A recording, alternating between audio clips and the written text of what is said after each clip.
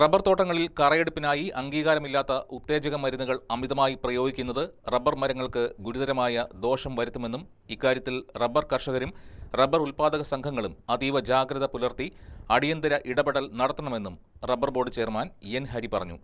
ഇത്തരം അംഗീകാരമില്ലാത്ത മരുന്നുകളുടെ ഉപയോഗവും അശാസ്ത്രീയമായ പ്രയോഗവും റബ്ബർ മരങ്ങളുടെ ആരോഗ്യത്തെയും ഉൽപ്പാദനക്ഷമതയെയും മാത്രമല്ല പരിസ്ഥിതിയെയും ഗുരുതരമായി ബാധിക്കുമെന്നും എൻ ഹരി മുന്നറിയിപ്പ് നൽകി.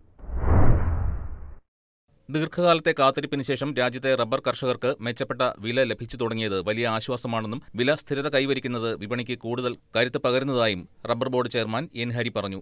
വിലയിടിവും മറ്റു കാരണങ്ങളും മൂലം ഏകദേശം 30% റബ്ബർ തോട്ടങ്ങൾ ടാപ്പ് ചെയ്യാതെ കിടന്നിരുന്നുവെങ്കിലും അവയും ക്രമേണ വീണ്ടും ടാപ്പിംഗിലേക്ക് തിരിച്ചുവരുന്നത് റബ്ബർ മേഖലയ്ക്ക് പുതിയ പ്രതീക്ഷയും ഉണർവും നൽകുന്നുവെന്നും അദ്ദേഹം വ്യക്തമാക്കി. അതേസമയം കേരളത്തിൽ വലിയൊരു ഭാഗം റബ്ബർ തോട്ടങ്ങൾ പാട്ടത്തിനോ കരാർ വ്യവസ്ഥയിലോ ഏറ്റെടുത്ത് ടാപ്പ് ചെയ്യുന്ന സാഹചര്യം വർദ്ധിച്ചു വരികയാണ്. ഇതുമൂലം പല തോട്ടങ്ങളിലെയും വിളവെടുപ്പിൽ യഥാർത്ഥ ഉടമകളായ കർഷകർക്ക് നിയന്ത്രണം നഷ്ടപ്പെടുന്നുവെന്ന ആശങ്കയും നിലനിൽക്കുന്നുണ്ടെന്ന് അദ്ദേഹം ചൂണ്ടിക്കാട്ടി.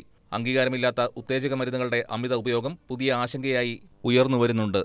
റബ്ബർ ബോർഡ് ശുപാർശ ചെയ്യുന്ന നിയന്ത്രിത അളവിലുള്ള എത്തിപ്പോൺ പോലുള്ള ഉത്തേജക മരുന്നുകൾ ഉപയോഗിക്കാമെങ്കിലും ചിലർ ഇതിന്റെ മറവിൽ അംഗീകാരമില്ലാത്ത മരുന്നുകൾ ശാസ്ത്രീയ മാനദണ്ഡങ്ങൾ പാലിക്കാതെ താൽക്കാലിക ലാഭത്തിനായി ഉപയോഗിക്കുന്നതായി വ്യാപകമായി പരാതികൾ ലഭിക്കുന്നുണ്ടെന്നും അദ്ദേഹം പറഞ്ഞു.